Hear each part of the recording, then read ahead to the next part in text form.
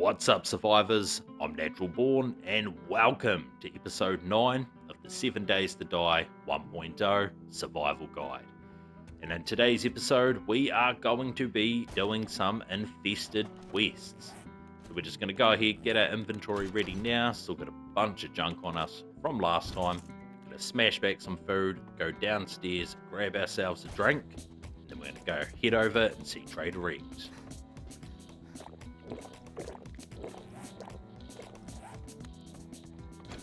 Stumperton's looking a little bit busted. We're actually going to go ahead and repair that now because I don't want to risk that breaking while we're in the middle of an infested quest.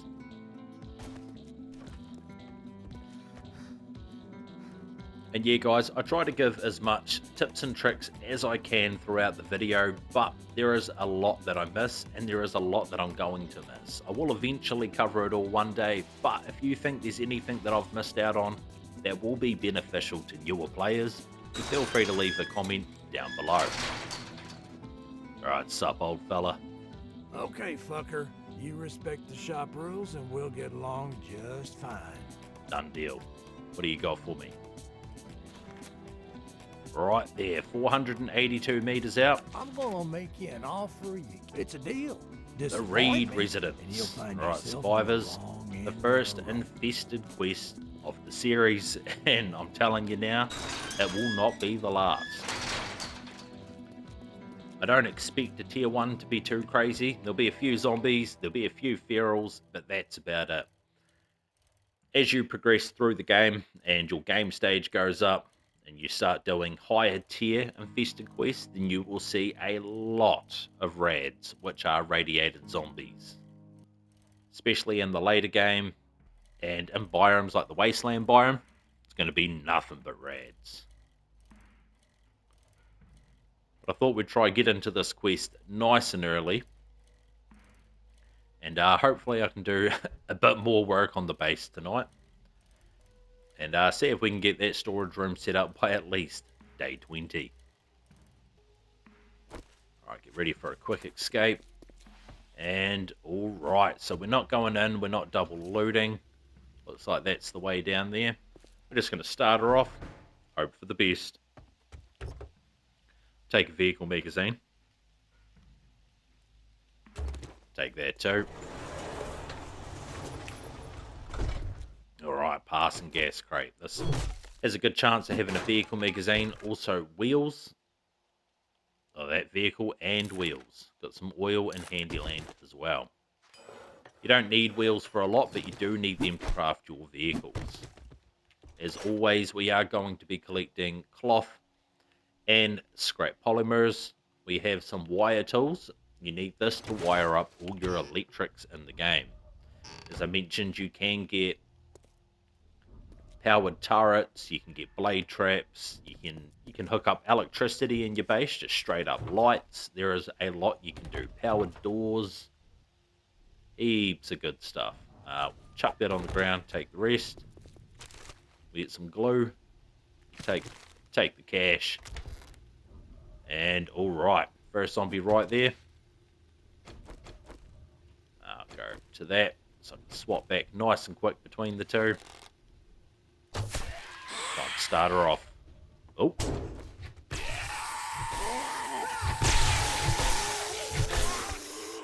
Alright, we're waking up a few zombies, but that's all good.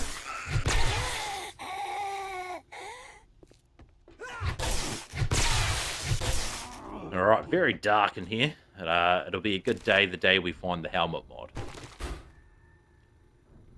It's a Mega Crush and a Learning Elixir. I do think we brought a Learning Elixir already for Horde Night. But just in case, just go ahead and pick that up now. Alright, murky water, we will gladly take that. Some first aid and some plastic. And some iron, alright. You have a rare chance at finding a Mega Crush in one of these soda fountains.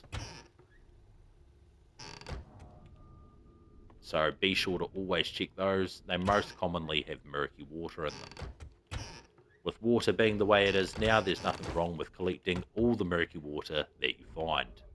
We'll take that beer, because Why not?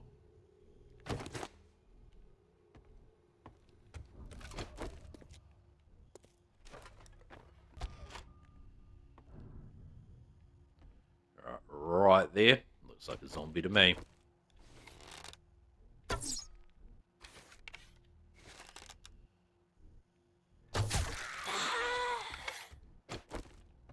ahead, shut that door. Oh yeah, there we go. First feral with the POI.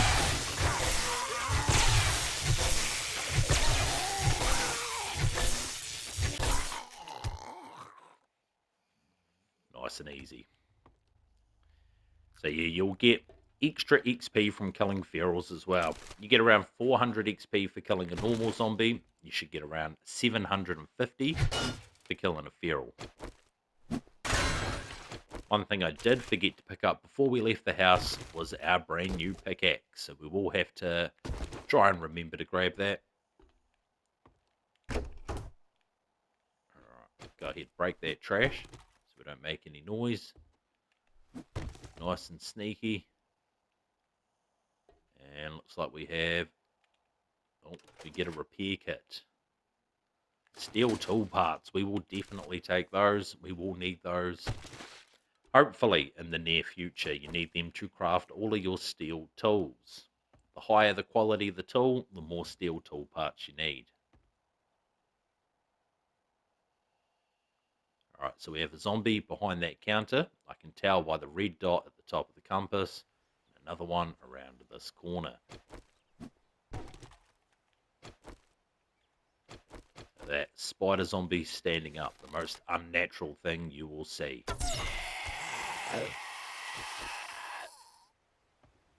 And across.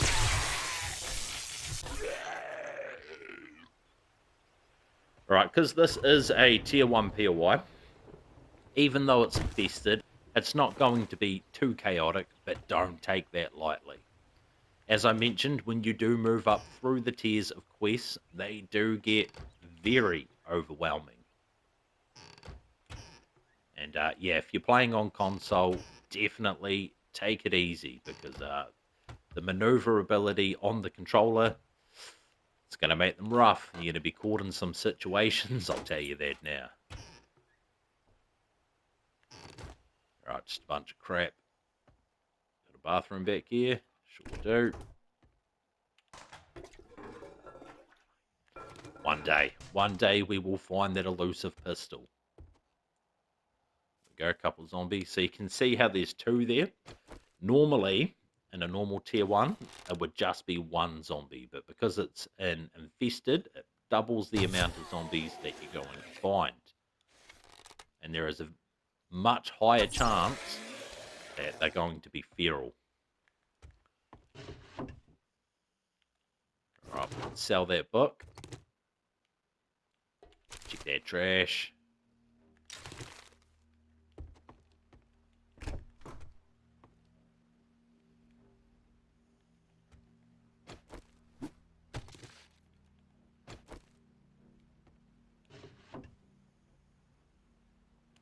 Right, Handyland and another schematic that we've read, so we can go ahead and sell that.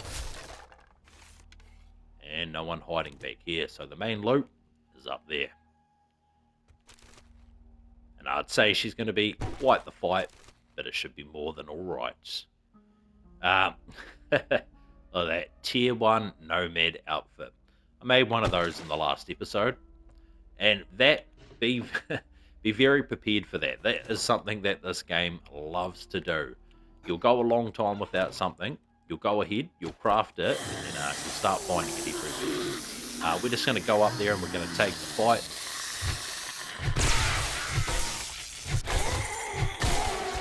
Nice wee loot bag, and turns out we missed zombies. Right, tempered blade schematic. Blade modification increases block damage by 10% and lowers degradation by 15%. This is a good one to put into your knife for harvesting gore blocks. Scrap that, take the rest. And that wants us to drop down. Now I can hear zombies, but we did not wake zombies up inside the POI. They are most certainly from outside. Sounds like more than a couple. Hopefully not a wandering horde. Oh shit. 2 cops. Not good. Alright, that one's a bit of a... Ooh. Oh no. Not a good place to be, survivors. Come on, open that door. Holy shit. Pop that bandage. Get out of here, you bastard. Got cops blowing up left, right, and centre. Alright, got a soldier bleeding again, and we're infected. So yeah, that's half of those aren't even from the POI actually. You can tell by the red dot on the compass. These are Wandering Horde zombies. But yeah, that could have gone south. Lee got more back here. Could have gone south very, very fast. But we learned from episode 2, survivors. Alright, we're just a little stunned. We are infected and we do have a deep laceration. And I also forgot to load up my bicycle with medical supplies. Stam is a bit of an issue here. Right, I'm just going to let it build back up. Big Mama's legging it.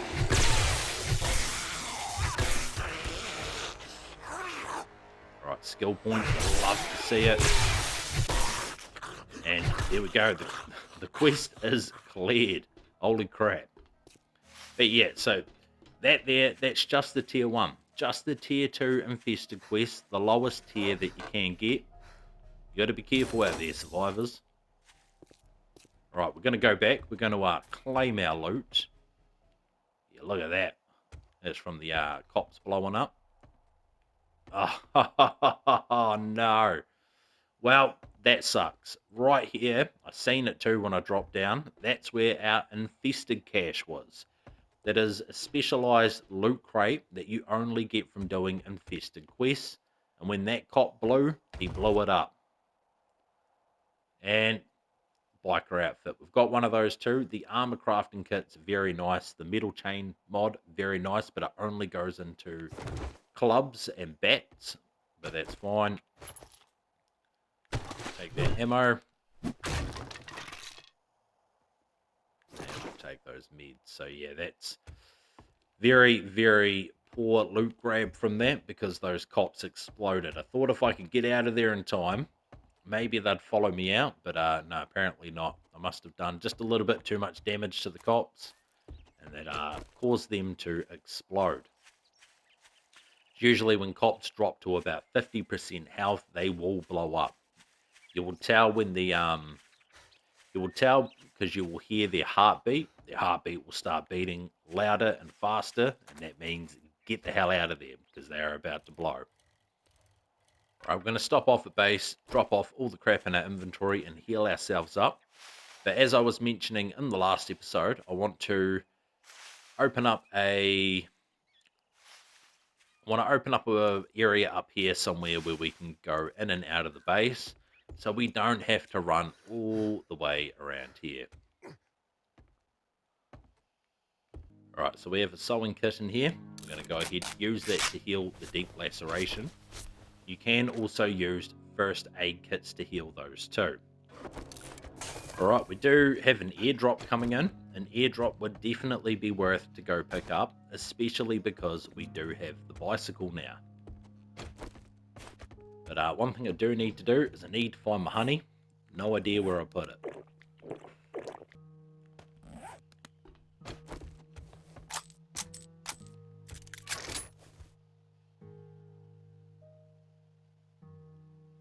Surely we have some honey, right?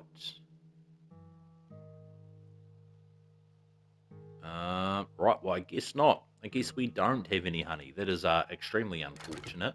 I'm going to take the splint, the vitamin. I do want to save the sewing kits. We'll take that. Take the painkillers. They can heal concussions. The vitamins heal fatigued. The splints will instantly cure sprains for us. And I guess we're just going to have to purchase some honey from Rect if he has some. High chance that he doesn't, and yeah, we're going to have to do some hunting. But if that's the case, I will show you guys the other methods to get honey. The tree stumps that you do find out in the wilderness, they do have a chance, a very, very low chance at dropping honey, and we will more than likely have to bike around out in the wild and try test our luck and see if we can get some. And I will go ahead, we'll go to the map, we zoom out.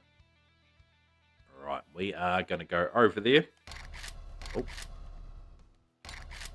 Shut that waypoint down, we will go over there and grab that. What? Great, here you go. Don't spend it Look all at that. in one place. It's like he bloody knew. Herbal antibiotics. Cure 10% infection. I will take it. And none of these are close. We're in a town that obviously does not have a lot of tier 2s. Not looking to do any tier 1s at the moment. So I think that might be it for quest today. I sell to anyone, even And his morons inventory like you. has reset. So we're going to take a quick look through here.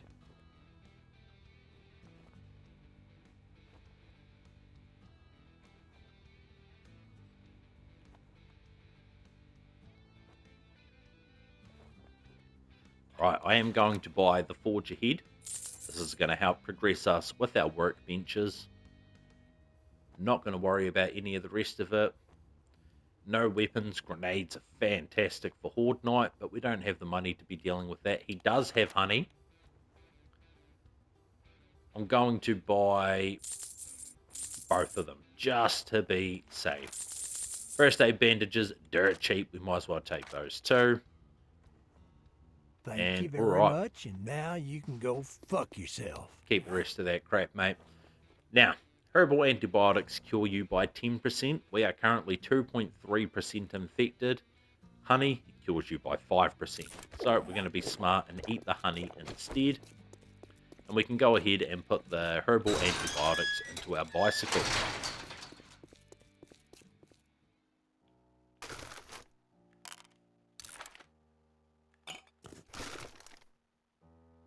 Right, we're currently 13 out of 75. I believe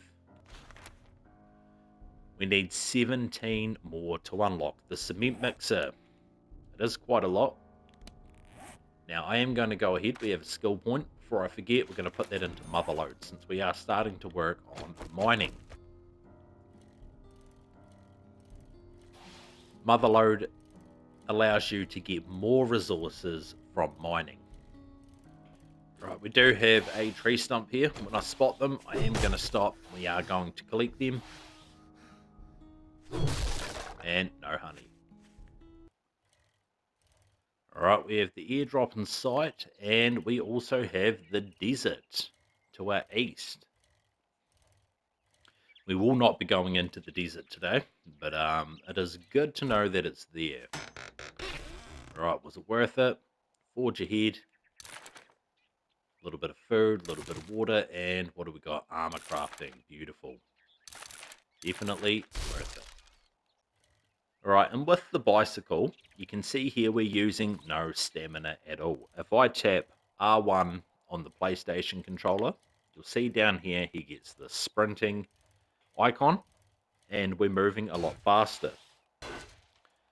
I presume on Xbox this will be RB, right button, but this way you can toggle between sprinting and not sprinting, so that way you can conserve your stamina if you need to. Alright, might as well check this car. I will take a Vehicles Adventurers, please.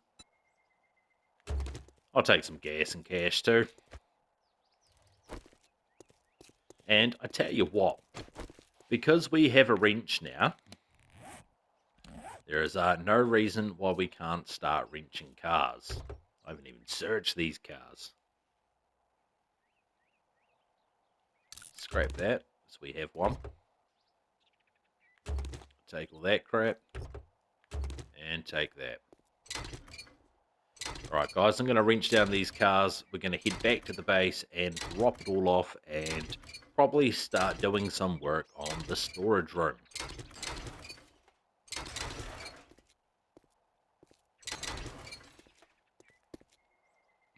Alright, and I tell you guys what, we don't have any lockpicks on us, and I'd like to showcase to you guys what happens when you break open a cop car. This can get ugly very fast. Make sure you are prepared before you go ahead and do this.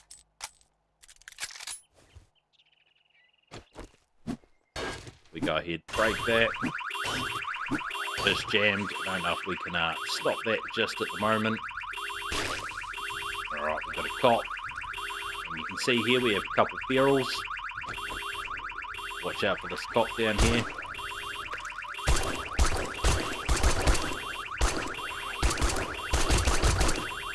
Now that alarm will not stop until you go ahead and unjam it. It will not keep calling in zombies.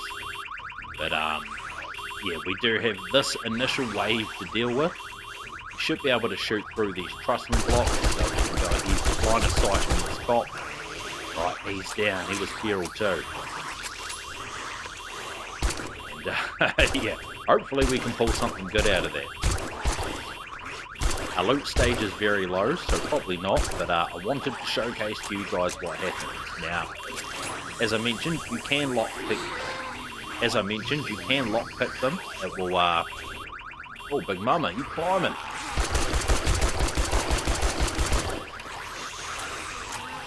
You can lockpick them, and that will not pull in any zombies, but if you don't have lockpicks and you still want that loot, you can go ahead and break into them. Now, another thing you can do is you can break them, you can jump on a vehicle, and you can get out of render distance. The zombies will disappear, or you can get them to follow you far away enough that you can loot back and grab the loot before they actually catch you. Now, when you do this as well, I highly recommend to be careful because cops always spawn, and they will blow that cop car up in one foul spit. But feral, no worries, we have a stun baton. Holy crap, we have a screamer too. I didn't account for that. Apparently, and I don't even have a gun. We might have to we'll see if we can take this back. Like, get rid of her nice and quick. If we can break this thing, shut this goddamn noise up. Jesus, alright. Was it worth it? Perception mod, not bad. A little bit of ammo. So yeah, I guess you could say it was worth it.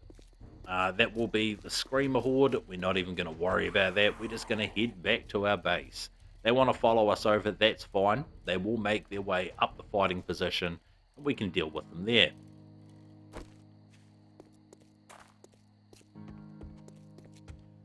And look at that, once again, we are infected. And I believe the honey is inside of the bicycle.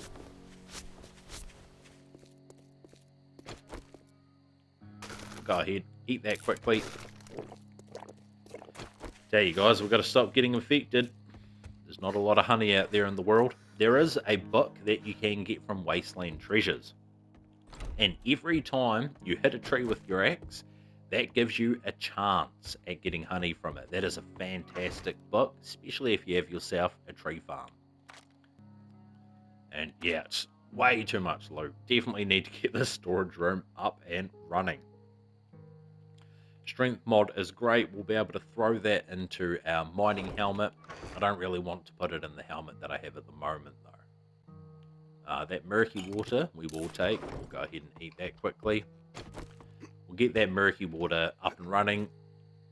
Dew collectors are going to have to wait probably until I have the storage room up and running, because I don't want to waste my time clearing out this roof. I should be building the storage room. All of that water there will be turned into glue eventually. Alright guys, time to do a bit of renovation, but first, go ahead and... Son of a bitch, I never even crafted the pickaxe. Would you believe it? Go ahead, get that crafting up. 3 minutes, that's alright. And we're going to go ahead and... Well, if I not even search these shoes, you can find legendary parts in there too. But not today. And yeah, like I said, I might just block this room off here. And this here will be the initial storage room. So we'll go ahead, clear all of this.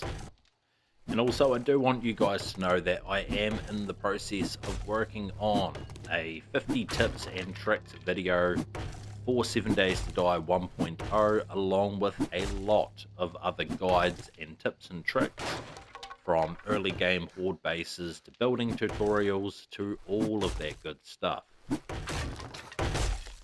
So do be sure to stay tuned to see those. Alright, give me that pickaxe. And we'll take the first aid off us for now. And yeah, those bandages should be more than enough.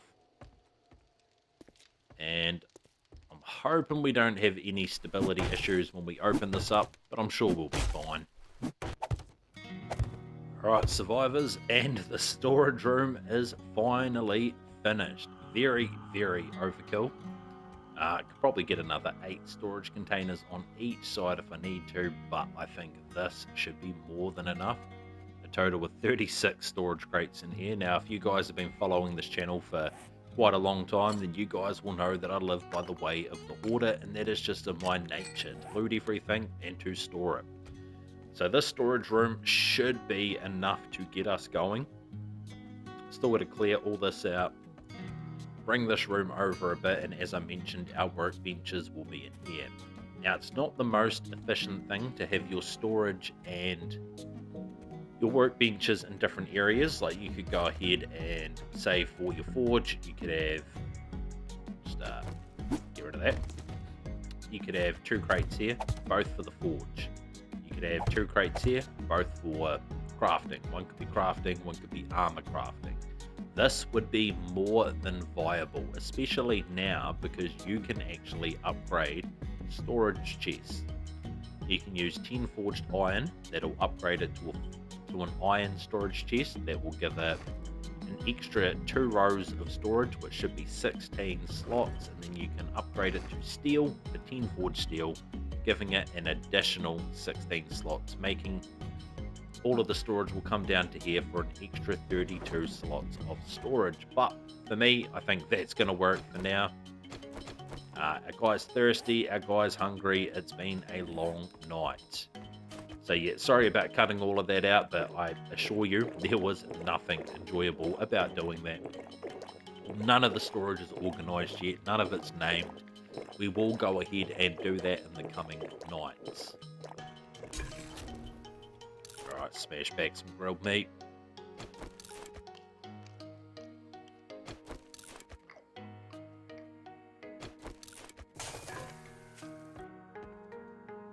But yeah, survivors, as the sun comes up, that means our time is up. I hope you all enjoyed the episode, and if you're new to the channel, don't forget to like and subscribe for more console content. But as always, stay safe out there, survivors, and I'll see you in the next one.